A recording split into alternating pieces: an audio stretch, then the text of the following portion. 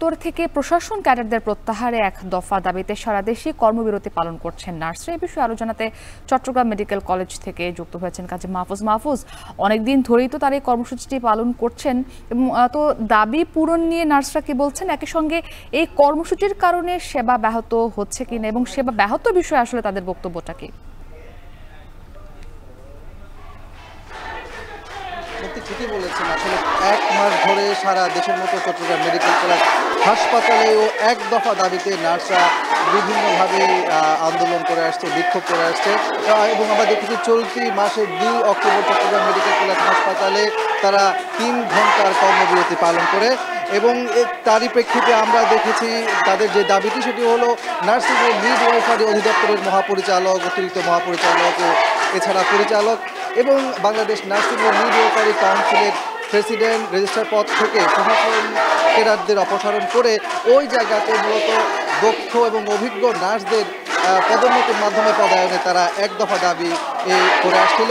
সেই দাবিতে আমরা দেখেছি যে তারা প্রধান উপদেষ্টা বরাবর এবং স্বাস্থ্য অধিদপ্তর বরাবর একই সাথে স্বাস্থ্য উপদেষ্টার কাছে স্মারকলিপি দিয়েছিল এবং তারা এটাও দাবি করছে যে স্বাস্থ্য উপদেষ্টা তাদেরকে আশ্বস্ত করেছেন তাদের দাবি মেনে নেওয়ার ব্যাপারে, কিন্তু প্রায় 6 থেকে 8 দিন পার হয়েছে, এখনো পর্যন্ত তাদের সেই দাবি পূরণ করা হয়নি।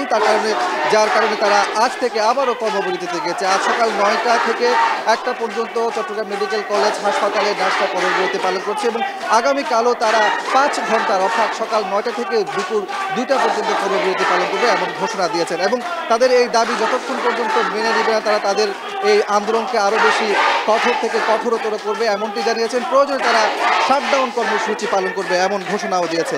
আমরা এখানে দেখতে পাচ্ছি যে তাদের এই আন্দোলনের কারণে যারা চিকিৎসা নিতে আসছেন রোগীদেরকে বেশ ভোগান্তির মধ্যে পড়তে হচ্ছে, যদিও আমরা এখানে দেখতে পাচ্ছি যে তারা কয়েকটি ওয়ার্ডকে এই কর্মবিরতির আওতামুক্ত রেখেছে। তার মধ্যে সিসিইউ, আইসিইউ, জরুরি বিভাগ এবং ডায়ালিসিস যে ওয়ার্ড রয়েছে সেগুলোকে তারা এই কর্মবিরতির আওতামুক্ত রেখেছে। তবে অন্যান্য ওয়ার্ডে যে সকল রোগীরা ভর্তি হচ্ছেন তাদেরকে কিন্তু বেশ ভোগান্তির মধ্যে পড়তে হচ্ছে, কারণ এখানে যারা চিকিৎসা নিতে আসেন তারা কিন্তু অনেকটা নার্স নির্ভর। চিকিৎসকরা মূলত দিনে 1 বার কিংবা 2 বার তারা ফলো আপে আসে, এরপরে পুরো সময়টা কিন্তু নার্সদেরকে দেখভাল করতে হয় রোগীদের।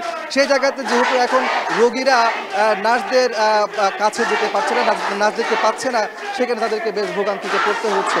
তো এই জায়গাতে রোগীরা এবং রোগীর স্বজনরাও বলছে যে তাদের যে দাবি সেই যদি যৌক্তিক হয়ে থাকে সেক্ষেত্রে তাদের দাবি মেনে নিয়ে হাসপাতালের যে চিকিৎসার স্বাভাবিক পরিবেশ সেটি যেন ফিরিয়ে দেওয়া হয় এমনটি রোগী এবং স্বজনরাও বলছে। তো আমার কাছে ছিল চট্টগ্রাম মেডিকেল কলেজ হাসপাতাল থেকে নার্সদের কর্মবিরতির সবশেষ তথ্য।